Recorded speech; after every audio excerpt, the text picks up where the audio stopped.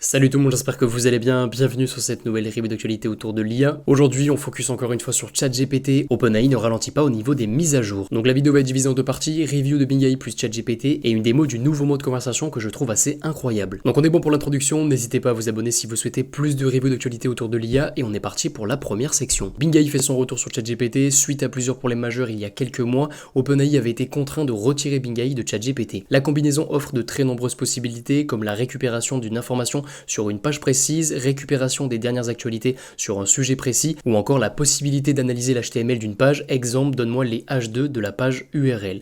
ChatGPT plus Bing AI est également disponible sur mobile. Juste ici vous avez le tweet de l'annonce et plusieurs vidéos arrivent dans les prochaines semaines pour explorer cette nouvelle combinaison à travers des cas d'utilisation concrets. Donc on est bon pour Bing AI plus ChatGPT, on passe maintenant au test de ChatGPT Conversation. Les points importants avant la démo, la conversation crée une discussion que vous pouvez consulter à la fin de la conversation. Vous pouvez également consulter la conversation sur votre ordinateur. Il faut tout de même actualiser la page à chaque nouvelle interaction, mais c'est assez intéressant. Vous pouvez reprendre une conversation plus tard et si vous créez une conversation ou plutôt session ChatGPT sur votre ordinateur, vous pouvez la reprendre sur votre mobile en mode discussion. Si la session a été démarrée par contre avec les plugins Code Interpreter ou Bing AI, c'est malheureusement impossible de continuer la conversation. OpenAI ne souhaite pas encore combiner la voix avec les plugins ou encore Bing AI. La voix est très réaliste, j'ai été surpris au début. Juste ici, vous avez une démo de deux ChatGPT qui discutent ensemble et on est parti pour ma démo. Ok, donc déjà pour activer le mode discussion, vous allez devoir cliquer sur les trois points en haut à droite. Ensuite Settings, ensuite vous allez devoir descendre et vous devriez voir apparaître le menu New Feature.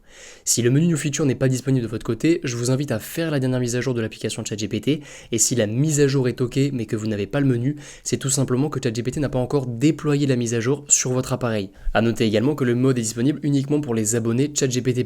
Donc une fois que vous appuyez sur le menu New Feature, vous allez activer Voice Conversation.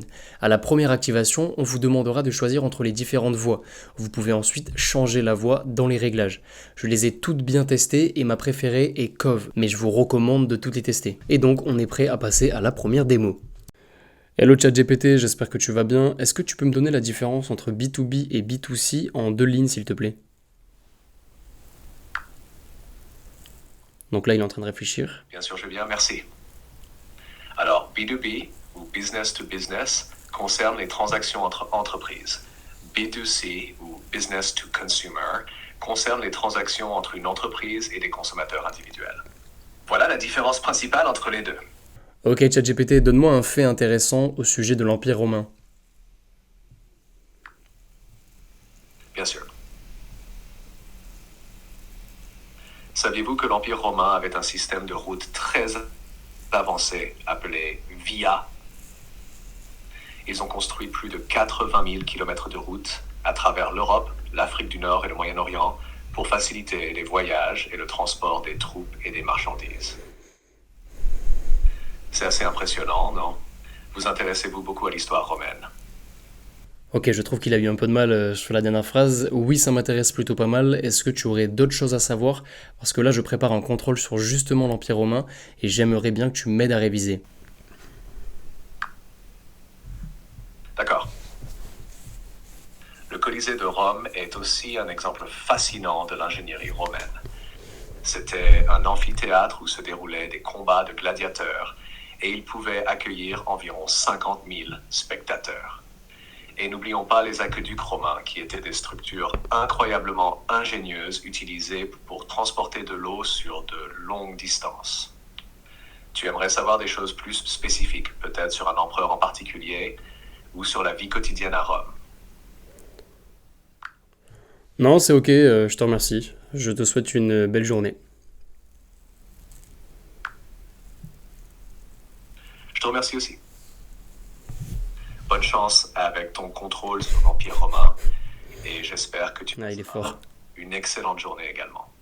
Donc voilà pour ma démo, j'espère qu'elle vous aura permis de mieux visualiser toutes les possibilités autour de ce nouveau mode et comme pour Bing AI, plusieurs autres vidéos arrivent étant donné que les cas d'utilisation potentiels intéressants sont très nombreux. Dernière section de cette vidéo, ChatGPT plus GPT Vision commence à être disponible chez quelques utilisateurs et de nombreux exemples sont disponibles sur X. Le premier exemple que j'ai repéré, c'est l'analyse d'un diagramme complexe et sans contexte particulier, ChatGPT s'en sort très bien. Ensuite, on a le développement d'une landing page via un dessin, c'est assez exceptionnel comme exemple et il me tarde d'y avoir accès, notamment pour tester le combo robot Figma plus GPT-4. Et pour finir, on a la confirmation que GPT Vision n'a aucun problème avec les images contenant de très nombreux détails. Donc ma conclusion, OpenAI semble vouloir faire passer ChatGPT au niveau supérieur, mais une mise à jour par semaine ok, mais toutes les mises à jour la même semaine, ça me semble un peu étrange. Est-ce qu'un concurrent à OpenAI ne serait pas sur le point de lui aussi sortir une très grosse mise à jour?